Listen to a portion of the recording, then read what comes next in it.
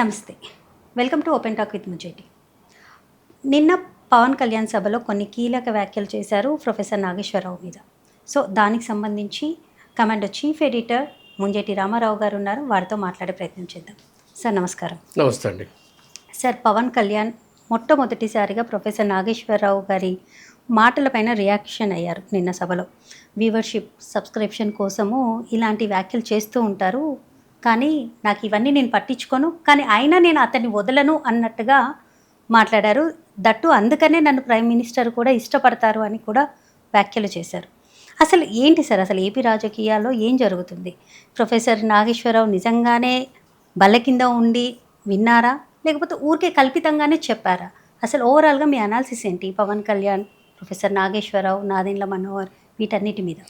నిన్న వాళ్ళ కార్యకర్తల సమావేశంలో పవన్ కళ్యాణ్ గారి స్పీచ్ మీరు వింటేనండి, ఒక అద్భుతమైన రాజకీయ నాయకుడు, భవిష్యత్తు తరాలకు ఉపయోగపడే ఒక పెద్ద స్టేట్స్మెన్ మనకు కనిపిస్తాడు. అనేక విషయాలు ఆయన స్పృశించారు. ఇదొకటే కాదు, మన ప్రొఫెసర్ గారి విషయం ఒకటే కాదు, అనేక విషయాలు ఆయన స్పృశించారు. మామూలు విషయాలు కాదండి. ఇప్పుడు తమిళనాడు రాజకీయాల గురించి ఒక మాట అన్నారు ఆయన. జస్ట్ కటౌట్లు పెట్టి గెలిపించేశారు, సీఎంని చేశారు, నన్నేమో 15 సంవత్సరాలు రోడ్డు మీద డీకరించారు అన్నట్టు మాట్లాడారు. అది చిన్న విషయం కాదండి, అది మామూలు రాజకీయ పరిణితి కాదండి. ఇంకొకటి, మీరంతా, నేను ఒకసారి ఒక సమావేశంలో ప్రభుత్వాన్ని క్రిటిసైజ్ చేస్తూ ఒక 100 మంది నా చుట్టూ ఉన్నారు, 2 రోజులు ఎవరో నా దగ్గర లేరు అన్నారు. ఎంత గొప్ప రాజకీయ పరిణితి అంటే వాళ్ళ కార్యకర్తలకి ఎట్లాంటి కార్యకర్త తనకు కావాలని నేను డైరెక్ట్గా చెప్పాడు ఆయన.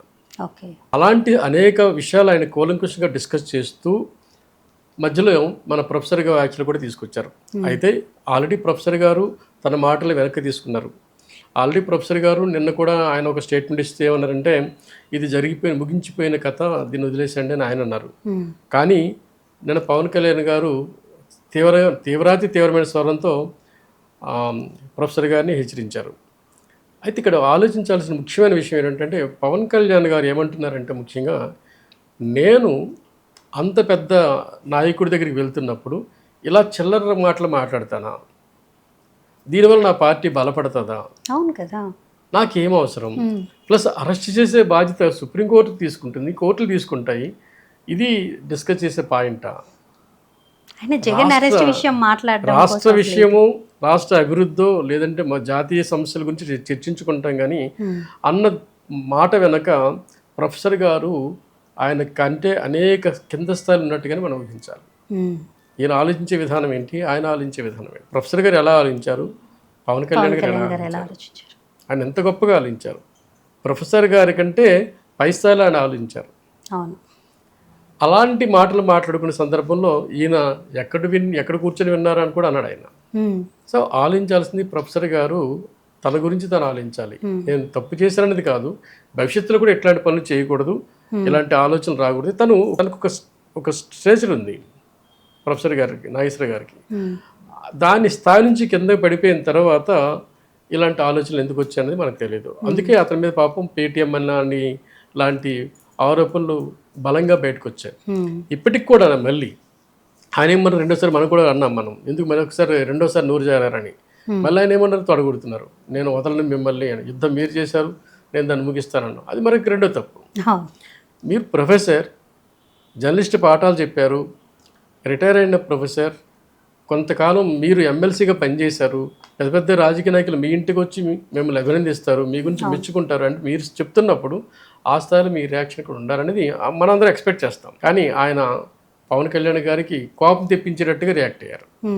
అఫ్కోర్స్ పవన్ కళ్యాణ్ గురించి తెలిసిన వాళ్ళు ఎవరైనా సరే ఆయన ఆ స్థాయిలో రియాక్ట్ అయినా సరే అట్లాంటి కోపతాపాలు పెట్టుకునే మనిషి అయితే కాదు.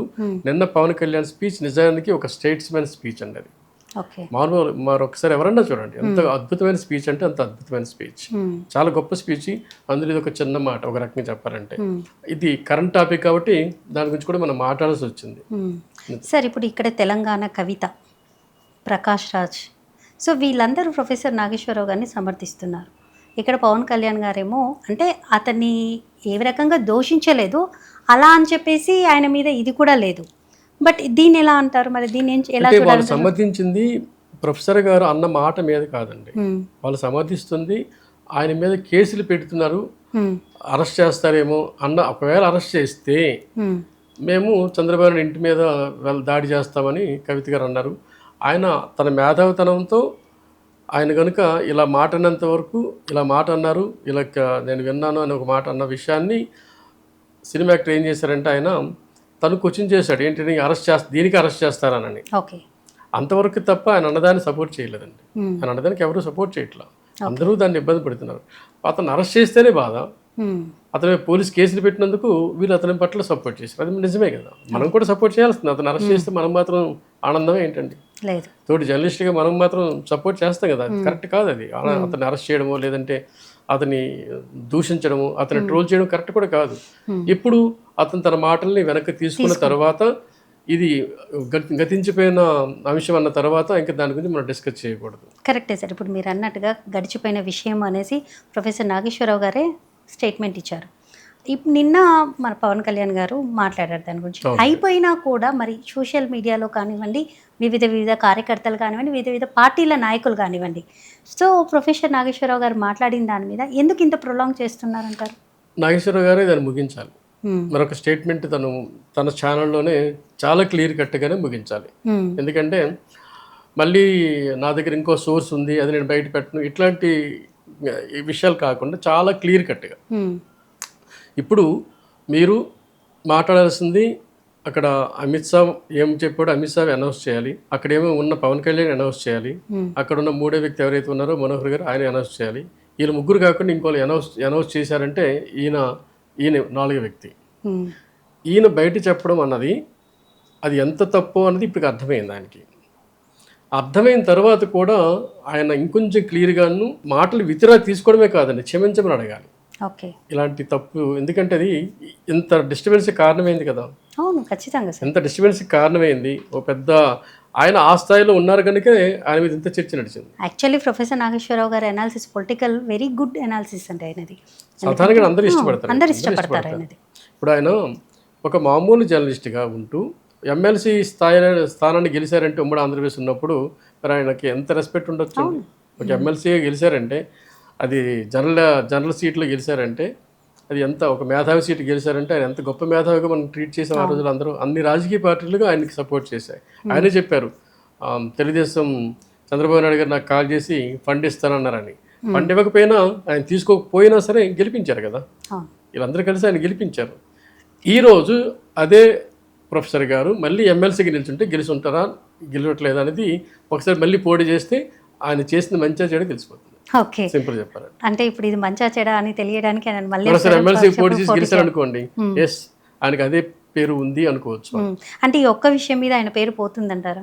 ఖచ్చితంగా అండి, కొంత పోయింది కదా, కొంత డ్యామేజ్ అయింది, కొంత డ్యామేజ్ అయింది. ఆయనే డ్యామేజ్ అయింది, పవన్ కళ్యాణ్ డ్యామేజ్ కాలా, వైకాపా డ్యామేజ్ కాలే, బీజేపీ డ్యామేజ్ కాలేదు, డ్యామేజ్ అయింది ప్రొఫెసర్ గారే. సో ఎవరి ప్లేస్ లో వాళ్ళు బాగానే ఉన్నారు, కానీ ప్రొఫెసర్ గారే ఎక్కువ వరకు ఆయన మాటల వల్ల డ్యామేజ్ అయ్యారు. అంతే ఖచ్చితంగా అంతే. ఎమ్మెల్సీగా ఆయన మళ్ళీ గెలవగలిగే స్థాయి ఉంటే, ఇప్పుడు మీరు ఒకసారి ఆలోచించండి, ఇప్పుడు ఆయన ఏమన్నారు, నేను యుద్ధాన్ని ముగిస్తాను అన్నప్పుడు ఆయన మీద వచ్చిన విమర్శలు ఏంటి, వాళ్ళంతా మిమ్మల్ని పేటీఎం అన్నారు కదా, మీరు యుద్ధాన్ని ముగిస్తాను అంటే వాళ్ళని యుద్ధం చేసి మీరు జయిస్తారన్నప్పుడు అదే పేటీఎం తరపున మీరు ఫైట్ చేస్తారనే కదా దాని మీనింగ్ అనేది. ఆయన మీద మళ్ళీ కొత్త విమర్శలు వచ్చినాయి. ఇవన్నీ అవసరమా ప్రొఫెసర్ గారికి? అది మనం ఆలోచించాలి. ఇవన్నీ అతను తగ్గించే పరిస్థితి వచ్చింది. అందుకని మళ్ళీ ఎమ్మెల్సీ పోటీ చేసి గెలిచే స్థాయి ఉందా లేదని ఆయనే ప్రూవ్ చేసుకోవాలి. గతంలో ఉన్నంత పేరు ఉందా లేదన్నది.